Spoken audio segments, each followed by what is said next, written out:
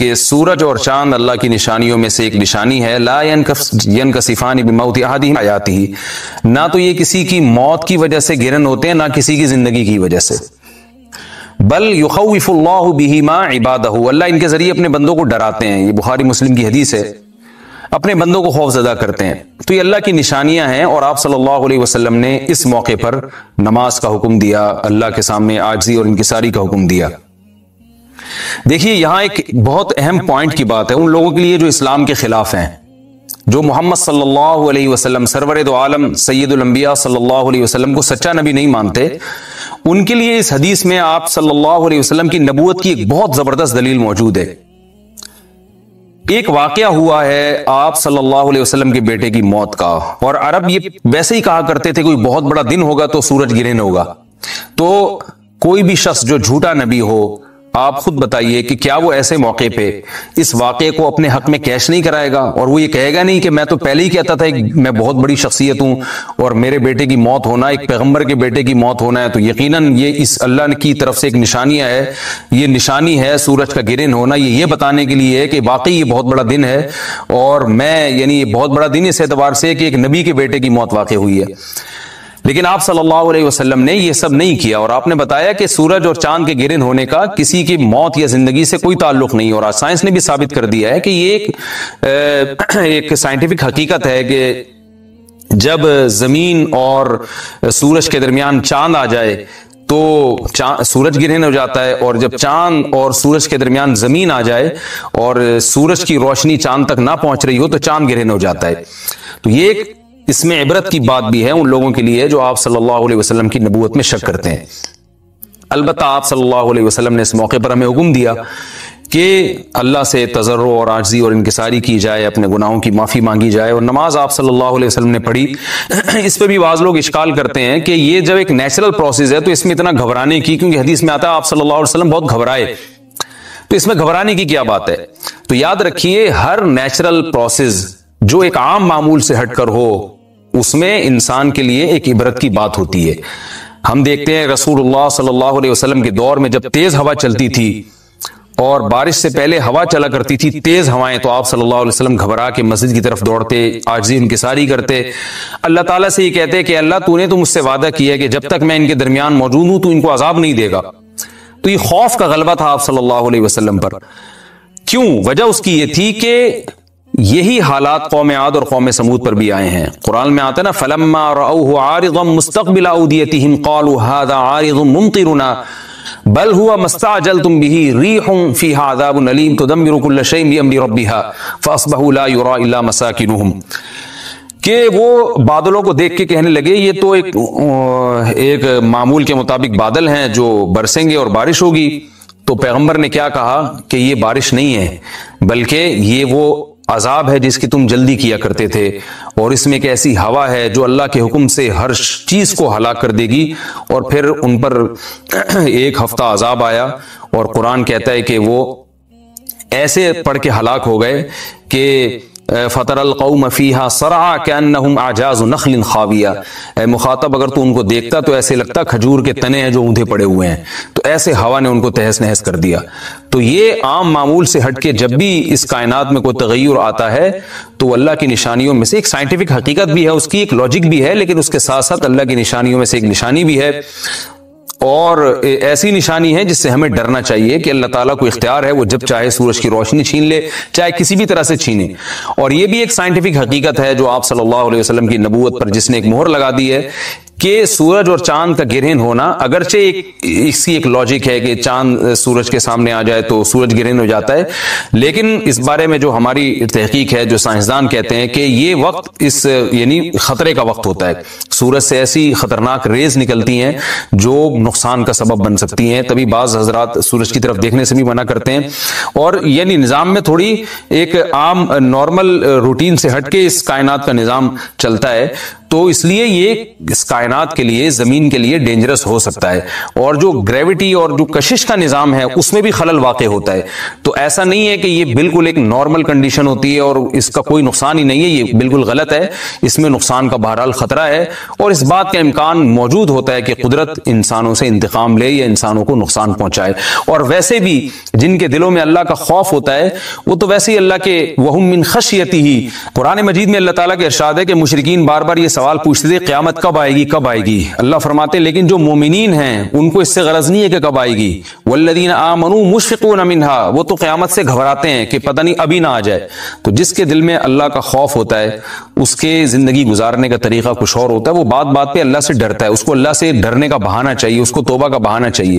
تو اس بحث میں پڑھنا کہ یہ تو ایک لاجیکلی ایک سورج کی روشنی غائب ہو جائے گی, وہ ٹھیک ہے, یہ سائنسدانوں کا شعبہ ہے کہ کیوں غائب ہو رہی ہے, ماہرین فلکیات کا شعبہ ہے.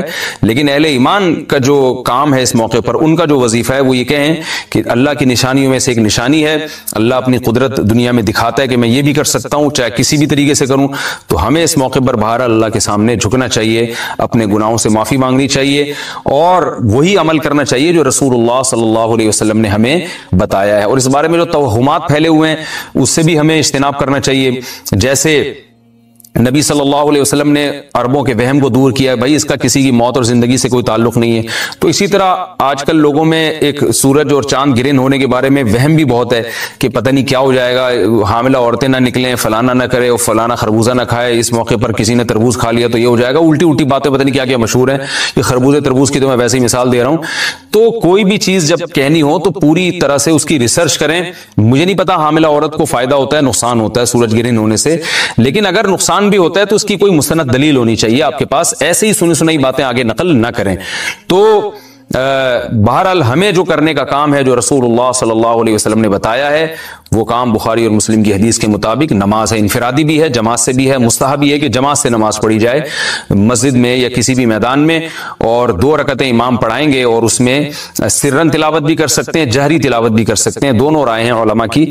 آج کل جہری کو اس لیے ترجیح دی جاتی ہے کہ صلاۃ کسوف میں جو رسول اللہ صلی اللہ علیہ وسلم کی سنت ہے وہ لمبی نماز ہے.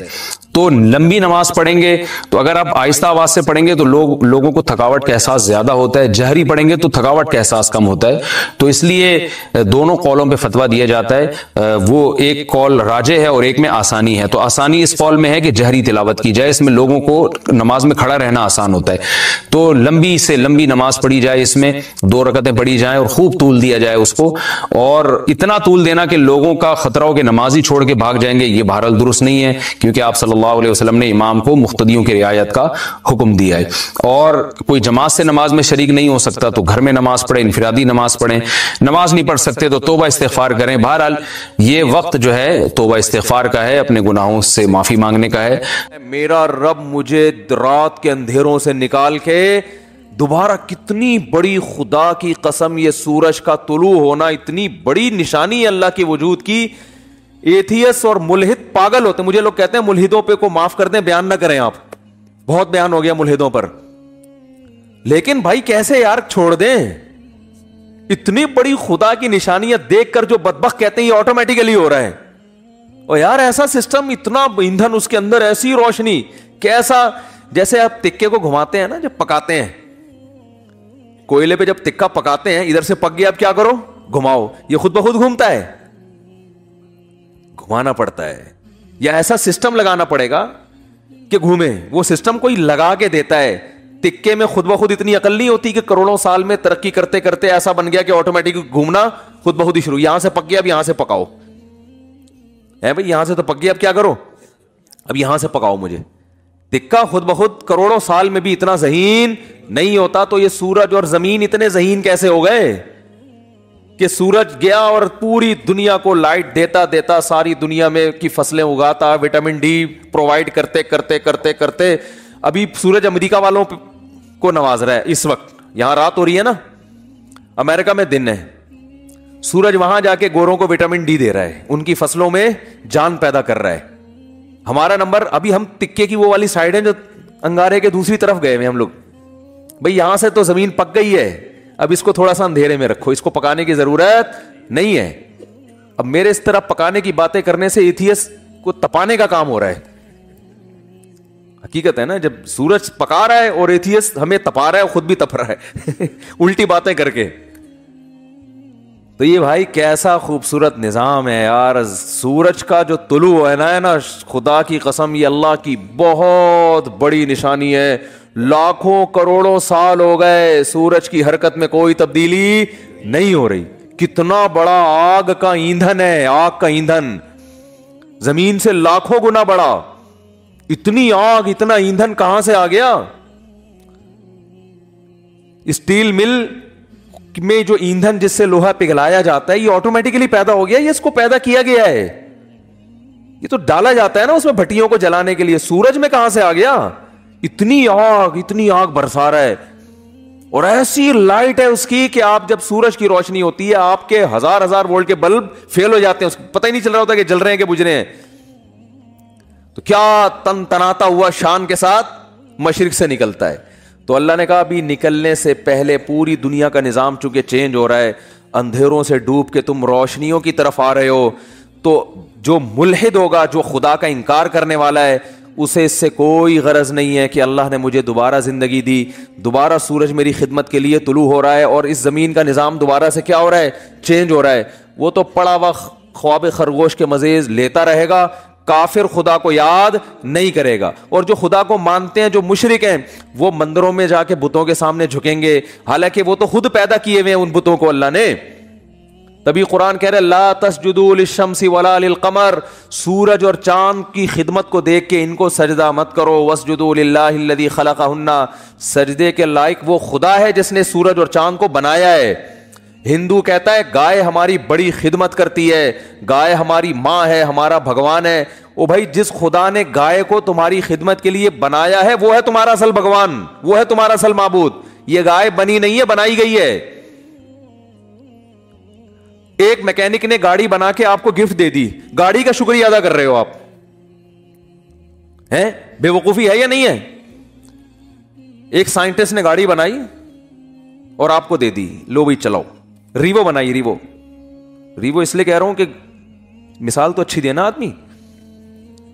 میں نے کہا ہے نا کہ دیکھو بعض لوگ, دیکھو غریب ہونا تو کوئی برائی ہے نہیں, ہمارے نبی صلی اللہ علیہ وسلم دنیا کے مسکین تھے. سوچ کا غریب ہونا کیا ہے؟ نقصان دہ. اس لیے میں انڈے والے برگر کی مثال نہیں دیتا, مثال ہمیشہ زنگر برگر کی ہوگی. کیا کھاؤ بے شک انڈے والا برگر, جیب میں دیکھو پیسے ہیں تو انڈے والا کھا لو, زنگر کے ہیں تو لیکن مثال ہمیشہ کس کی دو؟ زنگر کی. تو مثال اچھی گاڑی کی دینی چاہیے. اور اس میں ایک اور حکمت بھی ہے جو کبھی اور کسی اور وقت بتائیں گے انشاءاللہ. تو آپ کو کسی نے, کمپنی نے ریوو دے کے نا آپ کو گفٹ دے دی, لے بھائی. اب آپ کیا کر رہے ہو کہ ریوو کا شکریہ ادا کر رہے ہو, تمہارا بہت شکریہ, تم میری زندگی میں آئی, تم مجھے بٹھا کے گھماتی ہو, تمہاری وجہ سے میری عزت ہو رہی ہے. تو بات یہ چل رہی تھی کہ آپ کو کسی نے ریوو گفٹ دی, یا آپ کو کسی نے گاڑی گفٹ دی, آپ کو کسی نے کوئی بھی ہدیہ دیا, انڈے والا برگر کھلا دیا, آپ برگر کی تعریفیں کر رہے ہو, برگر کے شکریہ ادا کر رہے ہو. تو ہندو یہی کر رہے ہو بھائی, گائے تم پر احسان نہیں کر رہی, احسان اس ذات نے کیا جس نے اس گائے کو بنایا. تو خدا کہہ رہا ہے کہ نہ ملحدوں کی طرح خدا کا انکار کرو کہ یہ خود بخود ہو رہا ہے, اور نہ مشرکین کی طرح اصل خدا کو چھوڑ کر بنی ہوئی چیزوں کو پوجنا شروع کر دو. اسلام کتنا بیلنس کرتا ہے, کیسی اعتدال والی بات کرتا ہے. لا تسجدوا للشمس ولا للقمر, سورج اور چاند کو سجدہ مت کرو ان کی خدمت کو دیکھ کے. واسجدوا للہ الذی خلقہن, اس ذات کو سجدہ کرو جس نے ان کو بنایا. یہاں بھی سجدے کا ذکر ہے, نماز میں ہوتا ہے سجدہ. تو اللہ نے کیا فرمایا, اقیم الصلاۃ لدلوک الشمس, سورج کے ڈھلکنے. سورج سے نا زمین کا بڑا سسٹم ہے, سورج کو بڑا قرآن نے پروٹوکول دیا ہے. قرآن نے اپنی نشانیوں میں, اگر میں یہ کہوں کہ جتنا سورج کو پروٹوکول دیا ہے شاید کسی اور نعمت کو نہیں دیا, تو شاید میری یہ دعویٰ غلط نہیں ہوگا. تبھی تو سورج سے نمازوں کے اوقات رکھے گئے ہیں. روزہ بھی سورج دیکھ کے ہوتا ہے, سورج غروب ہوگا تو روزہ افطار ہوگا, سورج طلوع ہونے سے پہلے روزہ بند ہوگا, نمازیں سورج کے اوقات پر. تو یہ کیا ہے؟ اس لیے کہ دلوک کہتے ہیں ڈھلکنا. تو اللہ نے ڈھلکنے کے اوقات اس لیے رکھے کہ اس وقت دنیا میں بڑی بڑی تبدیلیاں آ رہی ہوتی ہیں, بڑی بڑی تبدیلیاں. رات کے اندھیرے دور ہونا شروع ہو جاتے ہیں, ایک بہت بڑی چینجنگ دنیا میں آتی ہے جس کا پوری دنیا پہ بھی اثر پڑتا ہے, آپ کی باڈی پہ بھی اثر پڑتا ہے. پوری دنیا کے نظام پہ اثر. وہ کیا ہے؟ سورج کی جو کرنیں ہیں, مشرق سے بھی سورج کے طلوع ہونے کا ٹائم ہوا ہے, آپ کو روشنی دیکھ کے اندازہ ہو جاتا ہے کہ اب صبح ہونے والی ہے اور اس زمین کے نظام میں تبدیلی آنے والی ہے. تو عقل مند لوگ کیا کرتے ہیں؟ اللہ نے فرمایا اس موقع پر تم نے کس کو یاد کرنا ہے؟ اللہ کو یاد کرنا ہے.